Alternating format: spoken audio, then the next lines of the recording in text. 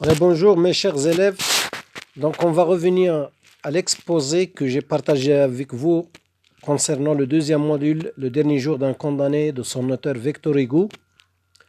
Vous avez dans la première diapositive le dernier jour d'un condamné qui se trouve, vous avez un support iconique qui représente la cellule. Donc la deuxième diapositive, on va voir on va rappeler la biographie de Victor Hugo. On va répondre à la question pourquoi Victor Hugo a-t-il écrit cette œuvre. On va faire un aperçu de l'œuvre, fiche de lecture. On va voir les personnages de l'œuvre, préface et résumé de l'œuvre, plus le schéma narratif et actentiel de récit. Donc pour la biographie de Victor Hugo. Victor Hugo est un écrivain, poète et dramaturge français. Donc c'est un écrivain, dramaturge et poète, les trois. Parce qu'il est romancier aussi, il écrit des romans. Poète, il écrit de la poésie. Et dramaturge, il compose des pièces de théâtre. Il est né en 1802 à Besançon et mort en 1885 à Paris. Parmi les métiers qu'il a exercés ensuite, il est maire de France, député de Paris et sénateur. Il a abordé tous les genres littéraires, ça veut dire tous les genres, le théâtre, le roman. Victor Hugo s'impose comme le porte-parole du romantisme, ça veut dire le courant auquel il appartient, c'est le courant romantisme aux côtés de Gérard de Nerval et de Gautier, ce sont des écrivains français aussi. Il a écrit des recueils de poèmes dans les châtiments, vous avez les châtiments, on a déjà parlé, des pièces de théâtre dans Cromwell, Hernani, etc. Des romans dans le dernier jour d'un condamné, publié en 1829 de façon anonyme, Notre-Dame de Paris, Les Misérables, L'homme qui guérit. Pour la question, répond à la question pourquoi Victor Hugo a-t-il écrit cette œuvre dans la diapositive 4. Victor Hugo rencontrait plusieurs fois le spectacle de la guillotine et s'indignait de ce que la société se permettait de faire de son froid et ce qu'il reproche à l'accusé d'avoir fait. C'est au lendemain d'une traversée de la place de l'hôtel de ville où le bourreau graissait la guillotine en prévision de l'exécution prévue le soir même que Victor se lance dans l'écriture du dernier jour d'un condamné, qu'elle achève très rapidement.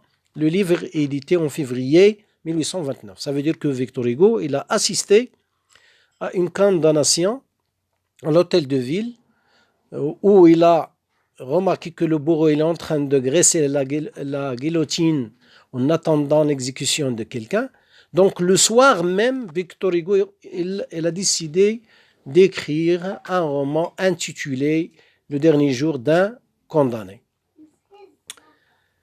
Alors, pour la fiche de lecture, c'est l'aperçu de l'œuvre, fiche de lecture. Vous avez l'auteur, c'est Victor Hugo. Titre et date de publication, Le dernier jour d'un condamné, publié en 1829. Il a été écrit en 1828. Le siècle, c'est le 19e siècle, à la différence de la boîte à merveilles qui a été écrite au 20e siècle. Le genre de dernier jour, c'est un roman à thèse. La forme narrative apparentée, c'est un récit à la première personne, ressemblance limitée avec un journal intime. Les arguments contre la peine de mort qu'on a repérés dans l'œuvre, c'est Dieu donne la vie, lui seul peut la reprendre. On peut exécuter un innocent. Troisième argument, la peine de mort n'a pas un caractère dissuasif. Durée du séjour en prison. Et là, la durée, c'est presque 6 semaines. Et ça, on a vu dans le chapitre 8, on a compté, il demande au lecteur de compter avec lui ce qui lui reste, et on a compté que c'est presque 6 semaines. Le dernier jour, à partir du chapitre 18, et ça commence le dernier jour, le dernier est écrit pour moins souffrir. Donc il a écrit pour moins souffrir. Pourquoi il a écrit? C'est pour moins souffrir, donner une leçon au juge qui condamne. Pour la composition, le livre comporte 3 parties. Donc ça veut dire que l'histoire du dernier jour d'un condamné, elle est composée de 3 lieux, Bicêtre, la conciergerie et la mairie ou bien l'hôtel de ville où il y a la place de greffe. Donc, Bicêtre, c'est le procès. On assiste au deuxième chapitre. Le ferrage des forçats, c'est le chapitre 13. Il y a la conciergerie, le voyage vers Paris, la rencontre avec le frioche, ça veut dire un autre condamné, et qu'on a déjà vu, et la rencontre avec le geôlier qui lui demande les numéros pour jouer à la loterie. Troisième lieu, c'est l'hôtel de ville, le voyage dans Paris, la toilette du condamné que nous avons vu dans le chapitre 48, il est traité la toilette du condamné avant l'exécution, et le voyage vers la place de grève où on va assister à l'échafaud, à la guillotine, à l'exécution, à la condamnation. Le livre est composé de 49 chapitres, donc les personnages qu'on a, le condamné à mort, les geôliers, sa fille, sa femme et sa mère, le prêtre, la foule. La foule, c'est les spectateurs. Les lieux. Donc, je vous rappelle les lieux. Il y a les grandes prisons de Paris. Quelles sont ces grandes prisons? Donc, 3, Bicêtre du chapitre 1 au chapitre 18, la conciergerie du 18 au chapitre 37 et l'hôtel de ville de chapitre 37 à la fin, ça veut dire 49. Maintenant, pour les personnages. Les personnages donc, qu'on a, par excellence, il y a le héros, c'est le personnage principal, c'est le narrateur lui-même. Le condamné, on ne sait pas quel crime il a commis. C'est un crime qu'on n'a pas mentionné quel crime il a commis, on a laissé vague, c'est pourquoi, pour susciter la pitié des lecteurs. Pourtant, il n'est pas perçu comme un monstre. Il vit atrocement en attendant son exécution. Ça veut dire, lui, même s'il a commis un crime, il passe des moments affreux, des moments où il y a des tortures, il y a des douleurs en attendant son exécution. Marié, donc le narrateur ou bien le condamné, il est marié et père d'une fille de 3 ans. Il a une mère de 64 ans. Il y a les représentants de la société. Quels sont les représentants? Donc, il y a les juges, les magistrats, directeurs de la prison, le prêtre. Ce sont les qui représentent la société. Pour eux, une exécution est une chose banale qui doit se dérouler dans les formes. Marie, c'est la fille du condamné. On a vu que c'est une petite fille qui a 3 ans. Son père lui vaut un amour absolu, mais il ne reconnaît pas son père. Ça veut dire qu'il n'a pas... il y a une méconnaissance de son père. Pourquoi? Parce qu'il a changé physiquement dans ce barbu, parce qu'il est devenu barbu, qu'il embrasse. Mon père n'est-il pas mort? Il dit parce que pour elle, son père, elle est déjà mort. Et ça, ce qui donne à ce passage surtout une tonalité pathétique. La foule, elle est compatissante et cruelle à la fois. Donc, ça veut dire qu'il partage les douleurs et les souffrances du condamné, mais en même temps, puisqu'il assiste à la condamnation, c'est une foule cruelle. Il assiste à une exécution capitale comme un spectacle. Ça veut dire s'il vient, c'est comme assister à une pièce de théâtre. Pour la préface, donc on va parler de la préface. Victor Hugo présente l'œuvre dans l'une des 3 préfaces qu'il a écrites comme, au choix, un journal écrit par un condamné. Ça veut dire qu'un journal intime écrit par un condamné. Ou bien l'œuvre d'un philosophe ou un poète. Victor Hugo laisse ainsi le lecteur décider. Le livre est alors publié sans nom d'auteur. Ça veut dire qu'il a été publié anonyme. Il est anonyme. Donc maintenant, on va faire un aperçu sur les chapitres. On a chapitre 1, le roman s'ouvre par une réflexion sous forme d'un monologue intérieur à Bicêtre. Ça veut dire, il a parlé, il dit condamné à mort. Voilà 5 semaines que j'habite avec cette pensée. Donc après, il a fait un retour en arrière où il dit autrefois, donc il a passé quand il était libre, comment il est son imagination, il vivait dans la joie. Après, il dit maintenant je suis captif, ça veut dire je suis emprisonné physiquement et moralement. Deuxième chapitre, récit de la proclamation de sa condamnation à mort. Donc le deuxième chapitre, c'est le chapitre où on assiste à son jugement. Troisième chapitre, le retour au monologue intérieur, parce qu'il dit, puisque donc en fin de compte, il a accepté la condamnation, il dit pourquoi non, tous les hommes sont condamnés à Mos, avec des sursis indéfinis.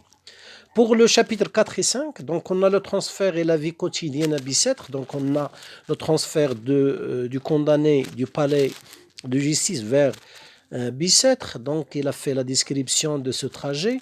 On a fait sa description de loin vers du près, ça veut dire de l'extérieur à l'intérieur de Bicêtre. Chapitre 6, le narrateur décide de noter son journal de châtiment pour communiquer ses souffrances.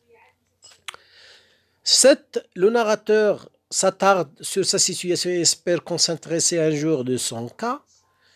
Chapitre 8, l'homme compte les jours qui lui restent à vivre. On a vu ici qu'on a compté qu'il y a 6 semaines qui lui restent. Chapitre 9, donc l'homme pense à sa famille. Pour chapitre 10, le narrateur décrit sa cellule, donc il fait la description de sa cellule, de son cachot. Le chapitre 11, le narrateur lit, il a commencé, puisque la nuit n'est pas encore, ça veut dire qu'il n'y a pas le lever du jour, il n'y a rien à faire, donc qu'est-ce qu'il décide de faire? De lire les inscriptions et les dessins sur les murs de sa cellule. Pour le chapitre 12, le narrateur découvre les noms de 4 célèbres criminels passés par la même cellule, donc ce sont, on a vu Castaing, on a vu Papavoine, etc. Le chapitre 13, c'est le chapitre de ferrage des forçats. On a vu le départ des forçats pour Toulon. Le narrateur s'évanouit. En fin de compte, lui, au début, il est spectateur et les forçats, ce sont les acteurs. À la fin du chapitre, on a un paradoxe.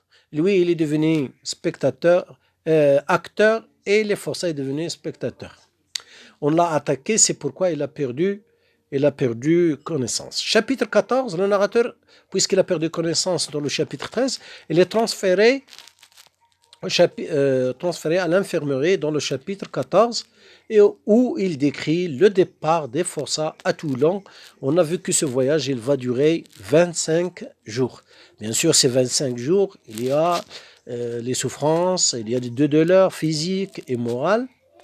Pour le chapitre 15, retour au cachot, donc il revient sans cachot, le narrateur espère obtenir une grâce. Dans ce chapitre, il espère qu'il va avoir une grâce, bien sûr, du roi. Le chapitre 16, donc on a assisté à la chanson, il a espéré que Dieu lui envoie un oiseau pour qu'il lui chante. Mais pour lui, je ne sais pas, est-ce que c'est une chance ou bien malchance, parce qu'on lui a envoyé une jeune fille qui a une belle voix, mais ses paroles sont monstrueuses. Pour le chapitre 17, le narrateur rêve d'évasion, donc il a pensé à s'enfuir, un moyen pour s'enfuir, de s'évader de son cachot. Le chapitre 18, le guichetier entre dans le cachot et demande à un autre condamné ce qu'il désire manger. Donc ça, c'est la première visite, ça c'est le commencement du dernier jour. Donc c'est le premier visiteur, c'est le guichetier, il lui donne qu'est-ce qu'il désire manger. Ça, c'est une façon de se moquer de lui, parce que lui, il n'a pas le désir de manger, mais il a le désir d'avoir sa liberté. Pour le chapitre 19, donc il y a le deuxième visiteur, c'est le directeur de la prison. Le chapitre 20, le narrateur imagine la prison comme un monstre à moitié homme et à moitié objet. Donc, chapitre 21, visite d'un prêtre, donc c'est le troisième visiteur, puis un huissier, c'est le quatrième visiteur au cachot, qui lui apprend le rejet de sa demande de pourvoi en cassation. Donc, il vient, l'huissier, que sa demande de pourvoi en cassation a été refusée et par conséquent, il sera transféré à la conciergerie et après à l'hôtel de ville où il sera condamné. Pour le chapitre 22, donc on a le transfert de prisonniers à la conciergerie. Donc, on a transféré de Bicêtre à la conciergerie. Chapitre 23, là, il va rencontrer son successeur, ça veut dire le Frioche. Pour la suite, le chapitre 24, Le narrateur regrette l'échange de sa redingote avec le condamné, parce qu'on a vu que le frère lui a demandé sa redingote puisqu'il va la vendre pour avoir du tabac pendant 6 semaines à Bicêtre. Chapitre 25, le narrateur est amené à une cellule où on lui a donné pour écrire. Chapitre 26, le narrateur écrit une lettre à sa fille. Donc ici, c'est un message, il parle à sa fille. Pour le chapitre 27 et 28, le narrateur est pris de terreur et de peur. Donc ce sont les sentiments dominants dans ce chapitre, c'est la terreur et la peur. Ayant déjà assisté à une exécution, il imagine la sienne. Chapitre 29, le narrateur espère la grâce royale, mais en vain. Ça veut dire, encore une fois, c'est la deuxième fois qu'il espère la grâce, et on va avoir qu'il espère la grâce dans le chapitre 49, la fin, mais sans résultat. Chapitre 30, visite de prêtre, donc pour consoler le narrateur qui le renvoie. Donc il veut le consoler, c'est comme chez nous, le frère, il consulte quelqu'un qui vient de mourir. Le chapitre 31, il y a la visite d'un architecte au cachot, parce que cet architecte, il est venu pour prendre des mesures, parce qu'ils vont changer le cachot. Pour le chapitre 32, demande du gendarme à propos du numéro de la loterie et du narrateur à propos des vêtements pour s'évader. Donc ici, il y a un nouveau gendarme qui lui a demandé de lui donner les numéros de la loterie parce que ceux qui seront condamnés, ils voient la loterie d'avance. Et ici, on a vu que le condamné, il a méprisé le gendarme ici dans ce chapitre. Dans le chapitre 33 et 34, souvenir des années d'innocence, d'enfance et de jeunesse, surtout avec sa belle-aimée Peppa. Donc ici, dans ce chapitre, on a une tonalité lyrique parce que il y a une nostalgie vers les années d'enfance, de l'adolescence, de son amour, de sa bien-aimée. Donc ici, le sentiment de l'amour. Pour le chapitre 35, donc on a le narrateur envie les gens ordinaires. Il a envie, il est jaloux des gens qui sont ordinaires. Chapitre 36, la cathédrale de Notre-Dame de Paris. Il est en train de décrire la cathédrale de Notre-Dame de Paris qui voit de loin. Chapitre 37, la description de l'hôtel de ville. Donc ici, c'est le commencement du troisième lieu, la description de l'hôtel de ville. Chapitre 38, il reste 2h45 pour l'exécution de l'heure physique. Chapitre 39 et 40, le narrateur imagine le moment de l'exécution, il essaie d'imaginer le moment de l'exécution et espère une grâce éventuelle du roi. Donc vous voyez, c'est la troisième fois qu'on voit que le condamné, il espère la grâce. Maintenant, pour le chapitre 41, le condamné décide d'affronter la mort. Ça veut dire, puisqu'il n'a rien moyen, il n'y a pas de grâce, donc il va décider d'affronter, d'attaquer la mort, et se prépare pour la mort, et imagine ce qui se passera après sa mort. Puis il réclame un prêtre. Il demande un prêtre, mais il ne voulait pas le prêtre qu'il avait, mais un jeune prêtre qui va le soulager, qui va exprimer sa compassion avec lui. Le chapitre 42, cauchemar de la vieille dame. Donc ici, c'est un cauchemar qu'il a fait le narrateur. Chapitre 43, le condamné voit une dernière fois sa petite fille. Regardez, encore une fois, il pense à sa fille qui ne le reconnaît pas, donc il y a une méconnaissance. Donc c'est déjà pour elle, son père il est mort. Chapitre 44 et 45, le condamné imagine la foule et l'exécution. Il essaie d'imaginer la foule qui se trouve dans les boulevards et tout au long du chemin qu'il traverse. Chapitre 46, il pense à sa petite fille. Donc encore une fois, il pense à sa petite fille Marie. Pour le chapitre 47, c'est une note de l'éditeur, ce n'est pas du condamné. Le narrateur n'avait pas le temps pour écrire son histoire. Ça veut dire l'histoire qu'il va laisser pour sa fille. Et les filles sont perdues. Peut-être il dit que ses filles sont perdues. Il n'a pas trouvé celui qui va éditer l'histoire. Pour le chapitre 48 plutôt, le transfert à l'hôtel de ville. L'hôtel de ville, c'est le troisième lieu où on va préparer le condamné. On va faire sa toilette. La toilette du condamné, on nommait le prisonnier à la guillotine, avant de l'emmener à la guillotine. Chapitre 49, c'est le dernier que nous allons voir que nous avons vu aujourd'hui. Le condamné est seul avec le gendarme pour l'exécution, ça veut dire qu'il est prêt pour être condamné. Donc, après avoir fait un aperçu sur l'œuvre, maintenant on va faire un aperçu sur le résumé de l'œuvre. Donc le livre est l'histoire d'un homme qui a été condamné à mort et il raconte ce qu'il vit pendant les dernières semaines de sa vie. Nous ne savons ni le nom de cet homme, ça veut dire parce qu'on dit un condamné à mort, on ne sait pas le nom, ni ce qu'il a fait, parce qu'on dit qu'il a commis un crime, mais on ne sait pas qu'est-ce qu'il a fait au juste. Il nous raconte sa vie en prison, bien sûr, il se trouve dans un cachot. Il nous raconte son histoire dans une cellule. Il nous parle de ses sentiments. Bien sûr, les sentiments, c'est la peur, l'espoir. Il parle de sa famille, il parle de sa fille, il parle de sa femme, de sa mère. Et il raconte aussi quelques bribes de son passé. Et ici, c'est le souvenir de sa bien-aimée Peppa l'Andalouse. Et c'est décrit quand il arrive le moment de l'exécution. Après, on a le schéma narratif de récit. Donc, on a la situation initiale. Le personnage narrateur, ça veut dire le condamné, mener une vie heureuse avec sa famille, sa fille, mari, sa femme et sa mère, jusqu'au jour du crime qu'il a bouleversé sa vie. Donc ça, c'est la situation. Notez bien, le récit commence in media res, c'est-à-dire le moment où l'action est déjà engagée, puisque le plus important est la contestation de la peine de mort.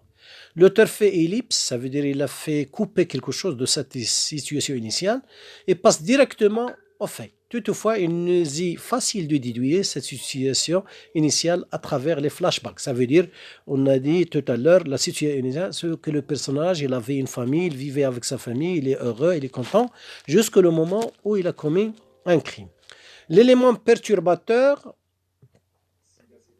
donc le meurtre commis par le personnage principal. Il y a le meurtre, donc le meurtre qu'il a commis par le narrateur. Pour les péripéties, c'est la troisième étape dans le schéma narratif. Donc les 1500, c'est le jugement, c'est le chapitre 2. L'emprisonnement, c'est les jours qu'il a passés à Bicêtre. La condamnation à la peine de mort à l'hôtel de ville. Recherche de condamné d'une solution pour préserver sa vie. Et c'est la recherche, c'est quand il a demandé la grâce plusieurs fois dans le roman. On a la quatrième étape, c'est le dénouement, c'est la résolution. Il n'y a pas de dénouement, ça veut dire qu'il n'y a pas de solution. Le condamné garde l'espoir jusqu'à quelques moments avant l'exécution.